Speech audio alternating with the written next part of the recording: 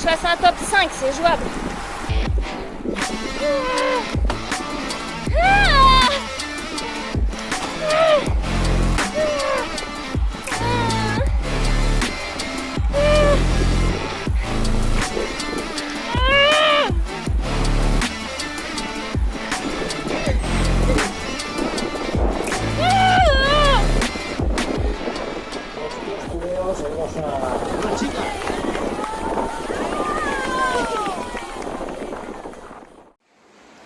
Allez, salut la team, nous voilà en Espagne. On n'a vraiment pas de chance, le temps n'est pas avec nous. On est en vigilance orange jusqu'à ce soir minuit. Et ça tombe bien puisque demain aura lieu la Millar. Donc la première compétition de l'année 2025 et pas des moindres puisque je vais redémarrer directement avec une qualification au championnat du monde de grand fond d'eau pour pouvoir aller en Australie en octobre pour les championnats du monde. Donc j'espère que ça va bien se passer. Je vous cache pas que c'est une reprise un peu sur les chapeaux de roue et que j'ai un peu de mal à gérer cette émotion. Je suis un petit peu stressée, je n'arrive pas à savoir comme en chaque début d'année pour beaucoup de monde où je me situe en termes de niveau, est-ce que je suis meilleure que l'année dernière ou pas. A priori, d'après Damien, donc forcément mon entraîneur, j'aurais passé un palier pendant l'hiver, mais moi je m'en rends absolument pas compte et j'ai juste envie que cette compétition soit passée pour pouvoir faire l'état des lieux, voir où j'en suis, que la saison soit lancée et j'espère être rassurée avec une qualification à la clé et me dire que ça y est, c'est parti, on peut aller sur une saison intensive où on va tout péter, on va tout déchirer et ça, on va le savoir bientôt. Donc là, on est à Castelló de la Plana.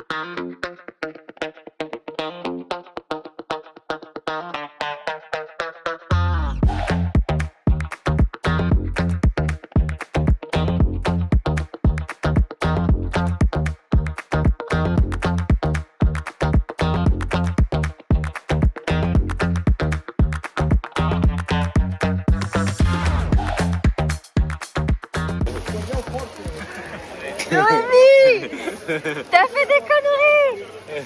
Te signer à la place de Tego. Elle est déjà plafard, elle a dossard 180, elle a signé 180. C'est 280 ton dossard.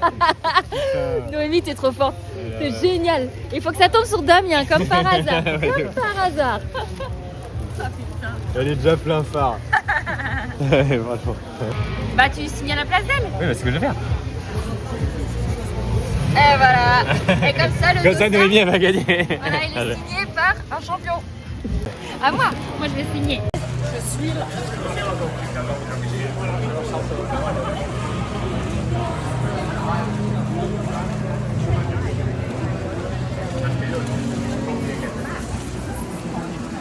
Et voilà.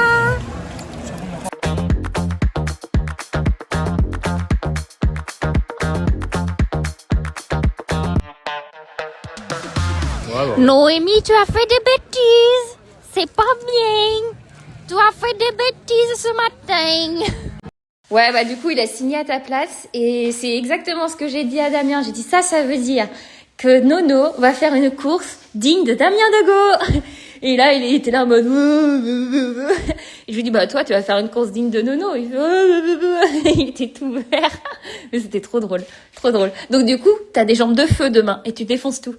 Après, c'est sûr que oui, à ma place, du coup, moi, si je fais une course digne de Damien, ça va, mais lui, si on a échangé les rôles, lui, il va pas être très, très de bonne humeur à la fin de sa course. Mais bon, c'est vrai que la coïncidence, c'est vraiment super drôle. Maintenant qu'on a récupéré nos dossards et qu'on a bien rigolé avec Noémie, il est temps pour l'équipe Progress d'aller faire un déblocage en reconnaissant les 15 premiers kilomètres du circuit.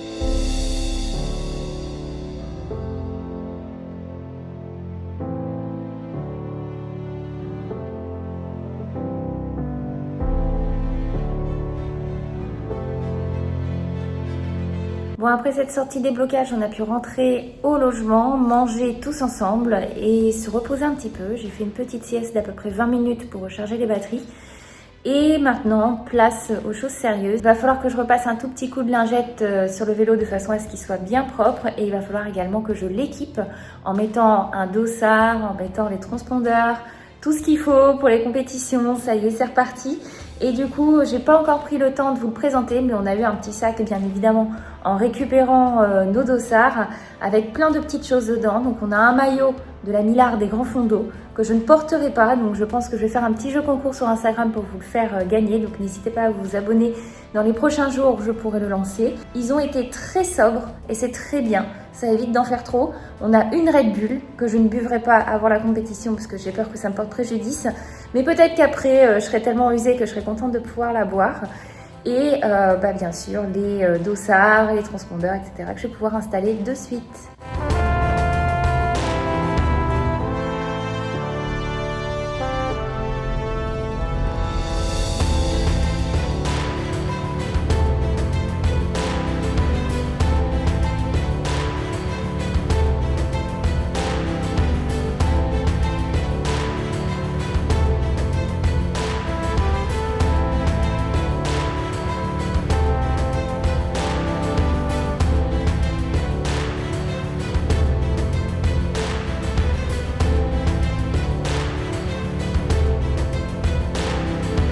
Et c'est aussi pour moi l'occasion de découvrir la nouvelle formule des gels Maxwell. Des gels fabriqués en France de façon artisanale par un passionné qui innove constamment.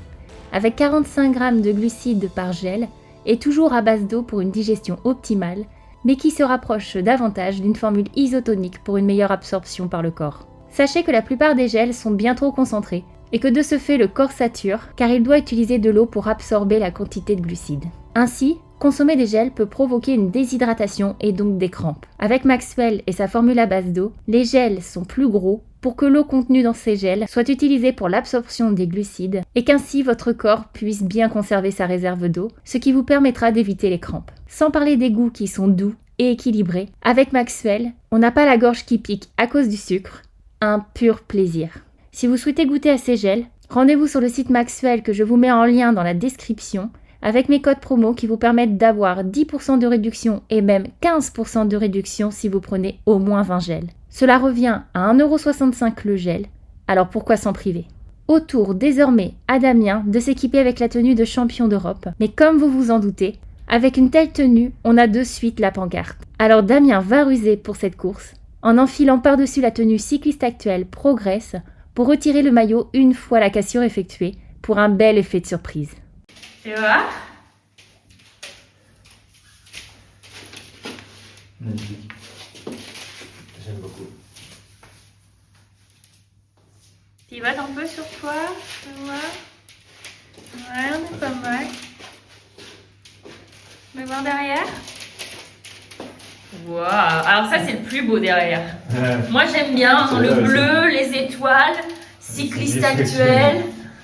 Là, c'est un petit clin d'œil, ça veut tout dire. Magnifique. Je sais ce qu'il me reste à faire. Bon, c'est pas maintenant, c'est mi-juin. Mais je sais ce qu'il me reste à faire. Perfecto. Allez, j'ai de ça. Non, c'est bon, je vais pas. Si, je veux te voir en train de l'enlever.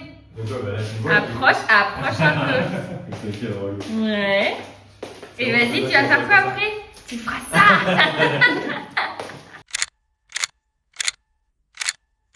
Et d'ailleurs, nous lançons une deuxième période de commande des tenues cyclistes actuelles et Progress, car vous avez été nombreux à nous le demander. Alors rendez-vous sur l'Instagram cycliste actuel, où je vous publierai chaque jour en story le lien pour commander votre tenue d'ici quelques jours et jusqu'à la mi-avril 2025. Ça sera la dernière commande avant l'hiver prochain. Nous sommes désormais prêts et il ne reste plus qu'à écouter le briefing que Damien a préparé pour l'équipe. Du coup, let's go pour la grande fonte d'eau à Castellon, donc la The Millar. Nous sommes sur un circuit de 158 km et 2200 mètres de dénivelé. L'organisation met le curseur sur deux cols principaux, intervenant au kilomètre 38 et au kilomètre 79, mais on va voir avec Damien que le circuit est bien plus exigeant qu'il n'y paraît. En effet, deux cols s'enchaînent les uns après les autres pour former 4 blocs de difficulté. Avec le col d'Artana pour 6% de moyenne sur 1,4 km. Cela paraît anodin, mais il s'enchaîne sans interruption avec 15 km à 2,8% de moyenne. On part donc sur quasiment 20 km de montée, en étant toujours en prise. Ça ne sera pas très raide, mais ça risque de rouler fort, et il y aura beaucoup de monde avec un départ unique de 1593 personnes, représentant 35 pays différents. Les 30 premiers kilomètres se feront vent de face et sur le plat. Il faudra donc frotter pour trouver sa place et rester vigilant.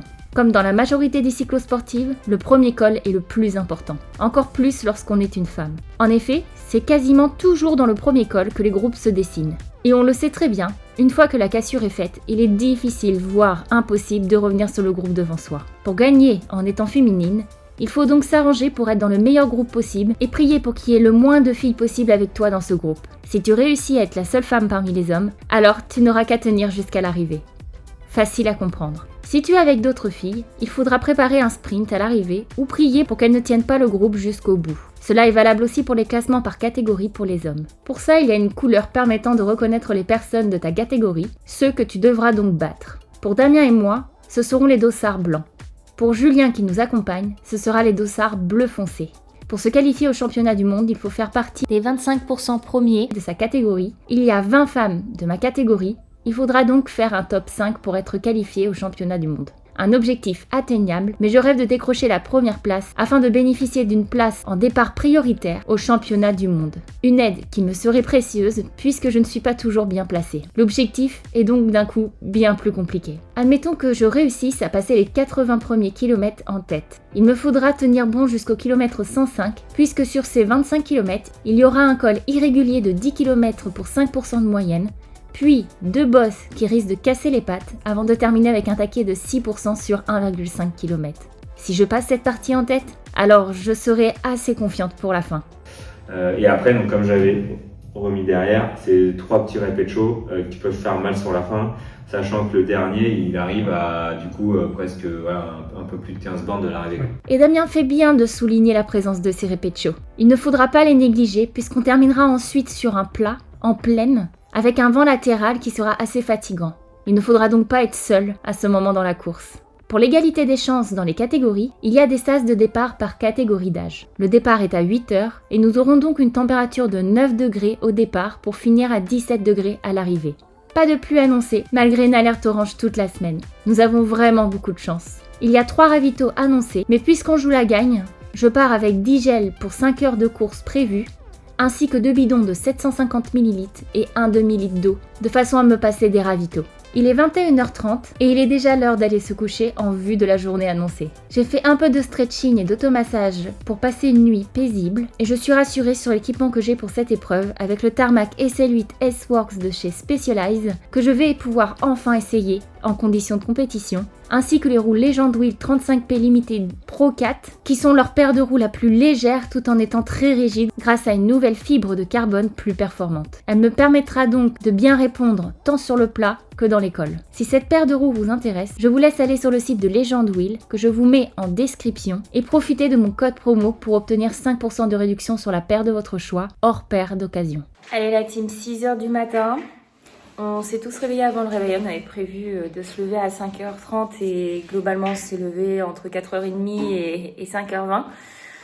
On est plus ou moins prêts, on est sur les finitions, on compte sur un départ à 7h du logement pour arriver vers 7h15 sur place et tenter de se mettre à l'avant de notre sas.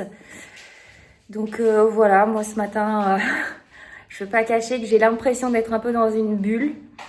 Ça va, et en même temps, je sens que le corps a pas envie d'y aller. Je suis assez stressée, donc bon, c'est normal, c'est la reprise.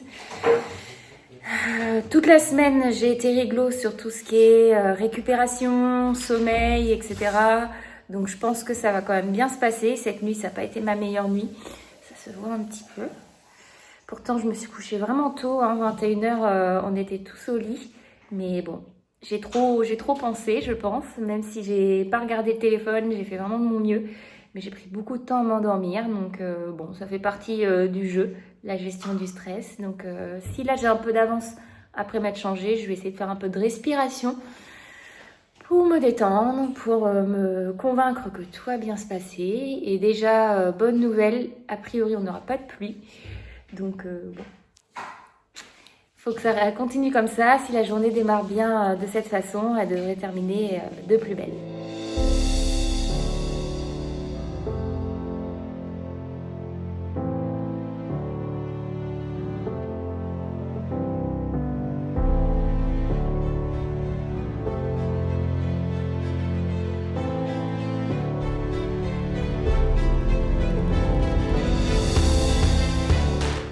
Vámonos. Y también La pression est là. una edición de Benillas Surfing. Bon, en tout cas, j'aime bien que Noémie soit là parce que ça me permet de me rendre compte que je suis pas la seule à être stressée. On est comme à la maison là. Voilà, on est comme à la maison. También grandes artífices. Encore 20 minutes et c'est parti.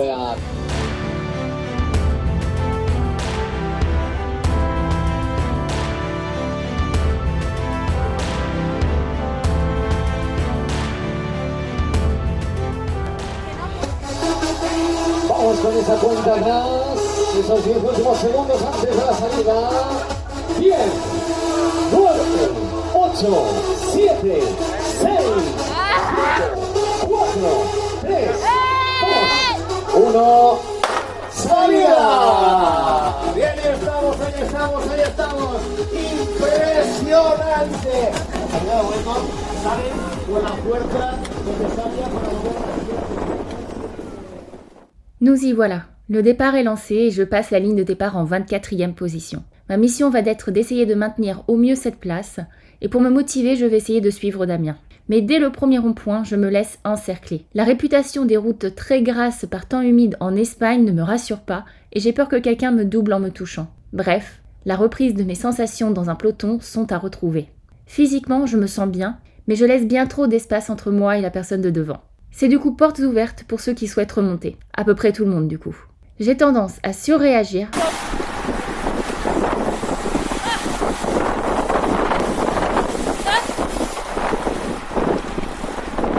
Parce qu'à la reconnaissance, j'ai vu des obstacles au sol sur la piste cyclable et j'ai peur que quelqu'un tape dedans et provoque un accident. Bref, j'arrive pas à débrancher le cerveau et je sais que je dois être placée au kilomètre 30 et que pour l'instant c'est mal parti. Je vois plein de filles autour de moi et ça ne me rassure pas. Je peux pas me retrouver dans un groupe avec plein de filles et avoir le stress de la qualification jusqu'à l'arrivée.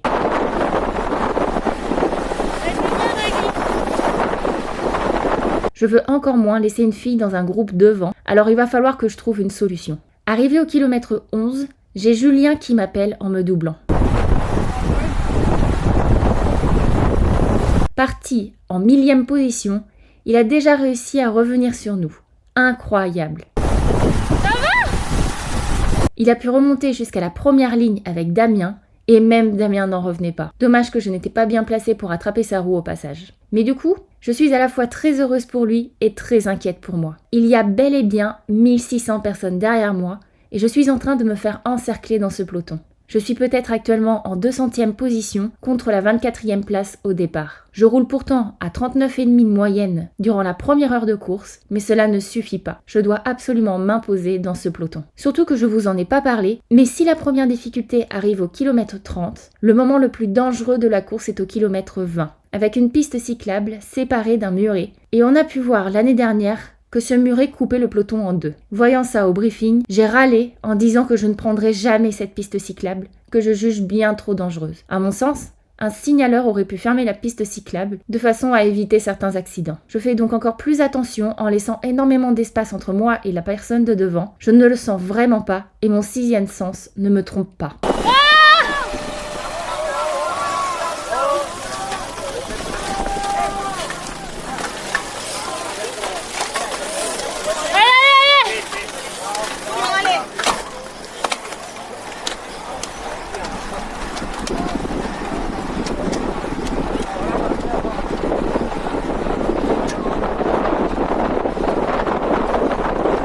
Gênée par la chute, je n'ai pas eu d'autre choix que d'emprunter la piste cyclable pour perdre le moins de temps possible.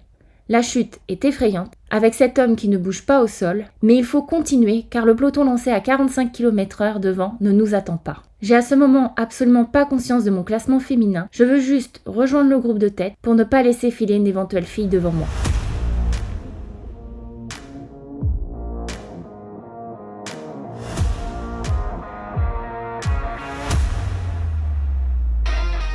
Une fois revenu sur le peloton engorgé qui ralentit, je réalise à quel point j'ai de la chance d'être sur la piste cyclable. Finalement, cela s'avère être la meilleure chose qui pouvait m'arriver, puisque j'ai mon propre espace pour remonter en tête du peloton à moindre effort. Croisant même Damien et Quentin, frustrés de voir tout le monde doubler d'une telle façon.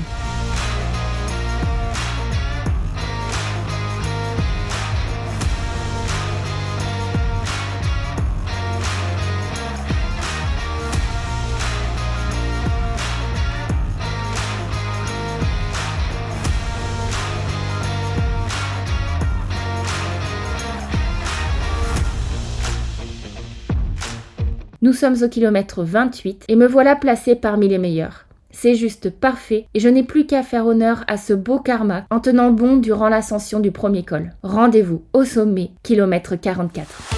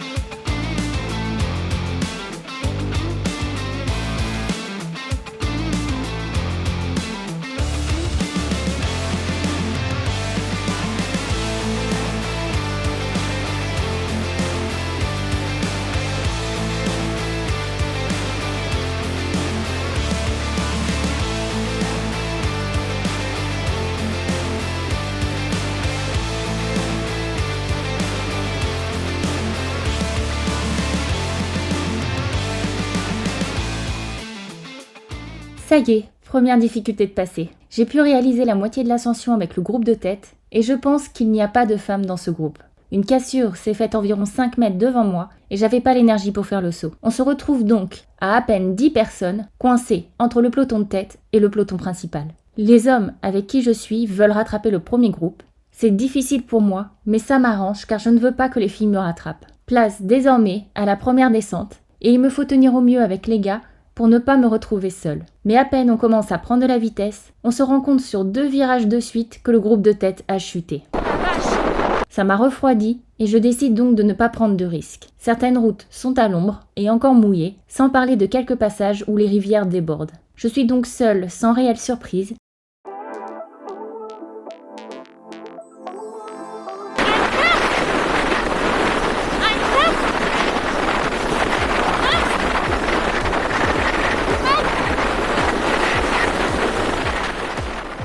Et sachant que je vais forcément être reprise, je m'hydrate et je m'alimente bien tout au long de la descente et je prie pour être rattrapée par un petit groupe sans femmes. Ce n'est que tout en bas de la descente que je me fais rattraper par un gros groupe d'environ 50 personnes. J'étais persuadée qu'il y aurait au moins une fille dans ce groupe et je profite du replat pour me laisser glisser dans la boule de façon à m'abriter mais aussi observer un petit peu tout le monde qui était autour de moi. Très belle surprise, pas de filles. Il me suffit de rester bien à l'abri dans ce groupe. Scénario idéal. Et d'ailleurs, un abonné belge m'a reconnu et c'était donc le moment de parler ensemble sur un moment de course un petit peu plus calme. Oui. Si. C'est la reprise aujourd'hui. Eh ben c'est pas si facile. Hein. Bah là tout de suite ça va, mais dans les côtes, ça pique. Faut que je fasse un top 5, c'est jouable. Ouais, c'est le prochain col qui me fait peur. Je crampe un peu. Et en effet, j'ai bien fait de m'inquiéter. J'ai donné beaucoup d'énergie pour être le plus à l'avant possible, mais j'entre désormais dans une phase de résistance à la douleur. Je parle déjà de crampes, alors que nous sommes qu'à la mi-course. Le souci est de faire autant d'efforts sans interruption, le corps n'est plus habitué, mais aussi de ne pas avoir assez bu jusqu'à présent. Le fait qu'il fasse 10-12 degrés est agréable, mais on ne se rend pas assez compte de la nécessité de boire. J'ai bien mangé, avec un gel toutes les 30 minutes, mais je ne bois pas assez. On part pour environ 20 km d'ascension, et il va se passer plein de choses d'ici le sommet au kilomètre 90.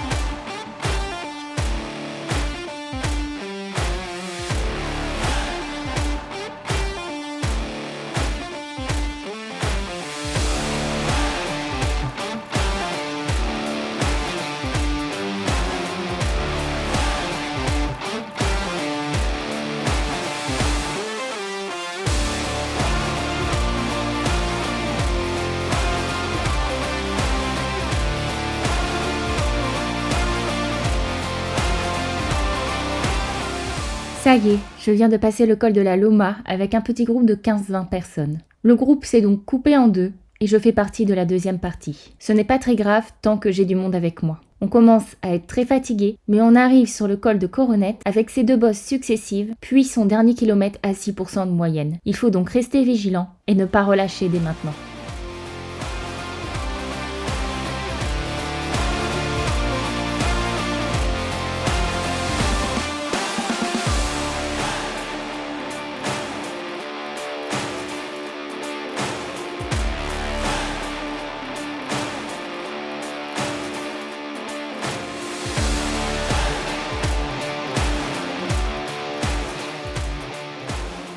Purée, je commence à réaliser. J'ai réussi les plus grosses difficultés et je suis toujours en tête, en théorie, sur le classement féminin.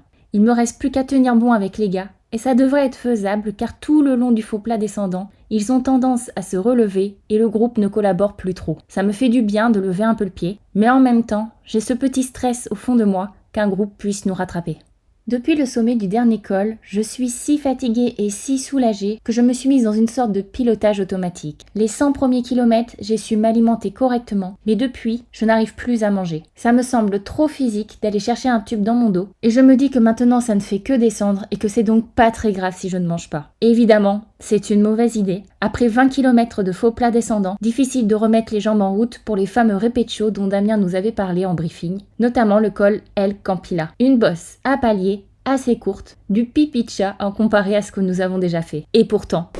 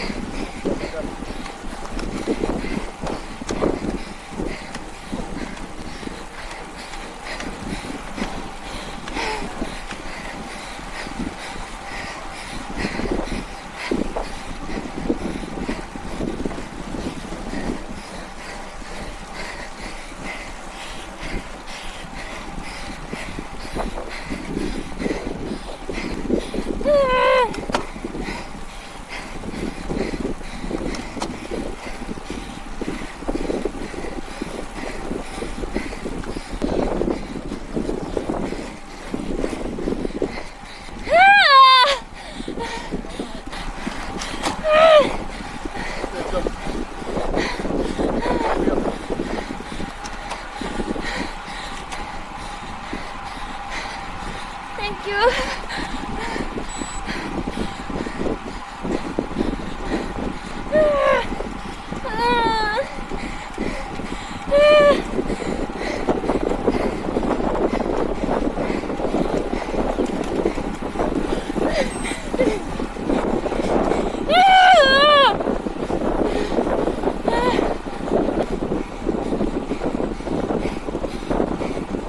Je ne sais pas si vous arrivez à imaginer la douleur que j'ai pu ressentir. Ça fait plusieurs heures que je suis à mon maximum et la moitié de mon groupe a monté cette dernière bosse très fort. Je pense que certains voulaient faire casser le groupe pour jouer un classement par catégorie et j'en ai pâti. Mes jambes ne répondaient plus et la douleur était ininterrompue. Les 20 derniers kilomètres sont en descente et plat, en plaine, avec un vent latéral. Être seul sur les derniers kilomètres pourrait être fatal pour la première place que je joue. J'ai donc extériorisé ma douleur, déjà parce que je ne contrôlais plus, mais aussi par espoir d'obtenir un peu d'aide que 3 hommes m'ont donné en m'attendant un peu pour m'aider à revenir sur le groupe. Un immense merci à ces 3 hommes, en rouge, en bleu et en orange, car grâce à eux, je passe le sommet avec le groupe. Le bilan est bon, puisqu'au kilomètre 117, j'étais juste derrière Quentin Ruel, coureur Open 1, qui se trouvait à 5 minutes devant moi. Révélateur de l'intensité de mon effort pour être dans ce groupe. Pour réussir à tenir jusqu'ici, je suis restée 53 minutes en PMA et 37 minutes en aérobie. Voyez un peu le temps que j'ai passé en zone 5 PMA. La moitié de ma compétition, donc 2h20, a été à au moins 3,8 watts par kilo et un quart à plus de 4,2 watts par kilo. J'ai donc forcément battu mes records de puissance sur des durées supérieures à 2 heures. Les derniers kilomètres se sont très bien passés, toujours en pilotage automatique, ce qui semble être le cas de tout le monde. J'ai commencé à réaliser ce que j'ai fait à 8 km de l'arrivée, avec des moments de sanglots de joie. Une grosse envie de pleurer pour libérer mon émotion, mais je dois patienter jusqu'à l'arrivée. I don't care. I can be the last of the group. I don't care. Il me reste qu'un seul petit kilomètre. Je pourrais jouer le sprint pour être compétitrice jusqu'au bout. Mais j'avais besoin de savourer ce moment. Je voulais que le moment du passage sur la ligne dure aussi longtemps que possible. Et c'est aussi pour moi une façon de remercier les gars en les laissant jouer leur propre sprint. Certains ont peut-être encore une carte à jouer pour se qualifier. Pour ma part, je me laisse envahir par cette émotion de gagner.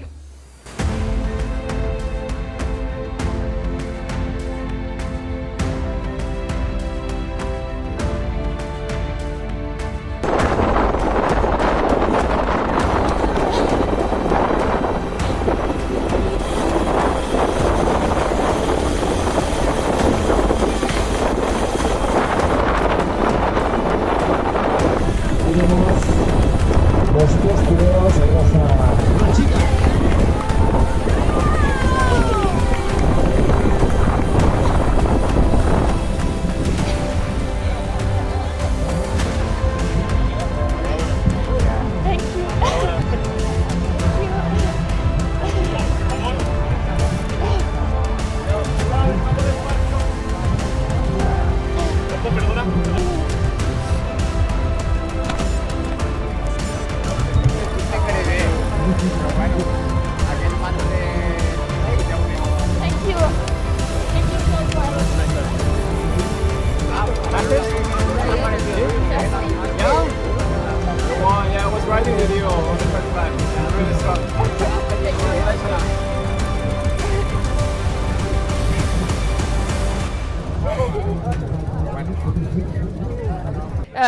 J'étais stressée. J'étais stressée parce que c'est ma première course de l'année. Je ne savais pas si j'allais réussir à remplir cet objectif. Pour moi, c'était la qualification au championnat du monde qui comptait le plus. J'aurais bien aimé faire un podium et je m'en sors avec la première place, donc c'est incroyable. Et je tiens à remercier énormément ceux qui m'ont aidé dans mon groupe à la fin. La dernière côte a été difficile pour moi et ils m'ont attendu pour que je reste avec eux, donc merci beaucoup. Et bravo à l'organisation de The Millar, c'était top. Et comme une réussite se partage, Damien passe la ligne d'arrivée en 7e position et 4e de sa catégorie. Largement suffisant pour décrocher une qualification au championnat du monde. Il en est de même pour Julien qui finit 17e de sa catégorie. Carton plein pour l'équipe Progress et les prochaines étapes de qualification au championnat du monde telles que la 66 degrés sud ou les Vosges accroîtront la famille des qualifiés Progress. De mon côté, j'ai une place en SAS prioritaire pour les championnats du monde, un privilège conséquent en cadeau de cette première place. Alors merci d'avoir regardé cette vidéo et abonne-toi pour découvrir la suite de ma saison.